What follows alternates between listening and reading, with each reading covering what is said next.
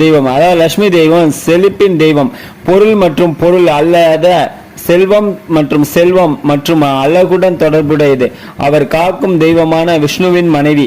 அவரது தோற்றம் புராணங்களில் ஒரு குறிப்பிடத்தக்க ஒரு நிகழ்வான சமுத்திர மந்தனத்தின் மைய பகுதியாகும்.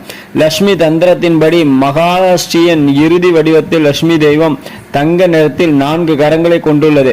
மேலும் ஒரு சிட்ரான், ஒரு தடி, ஒரு கேடயம் மற்றும் அமிர்தம் கொண்ட ஒரு பாத்திரத்தை வைத்திருக்கிறது. தெய்வம் பொதுவாக அமைதியாகவும் தனது துணைவிக்கு அடிபணிந்ததாகவும் கருதப்படுகிறது.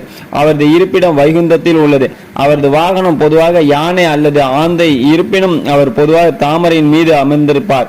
அவதாரங்களில் லட்சுமியின் பல்வேறு வெளிப்பாடுகளாக சொல்லுவது: பூமி, வேதவதி, ராமரின் துணைவி சீதை, கிருஷ்ணரின் தலைமை மனைவி ராதா, கோபியர்கள், அஷ்டபரியம், கிருஷ்ணரின் இளைய மனைவிகள் ரேவதி, பத்மாவதி, நீலதேவி, துளசி, ராகி, ஆண்டாள், நரசிம்கி, வராகி, அஷ்டலட்சுமி. இதில் ஆதிலட்சுமி ஒரு தேடுபவர், தங்கள் மூலத்தை அல்லது ஆத்மாவை அடைய உதவுபவர். தனலட்சுமி பொருள் செல்வத்தை அளிப்பவள், விவசாய செல்வத்தை தருபவள் தானியலட்சுமி.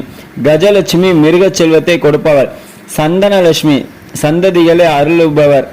போர்களின் போது வீரத்தையும் வாழ்க்கையில் ஏற்படும் சிரமங்களை சமாளிக்க தைரியத்தையும் வலிமையை அளிப்பவள் தைரிய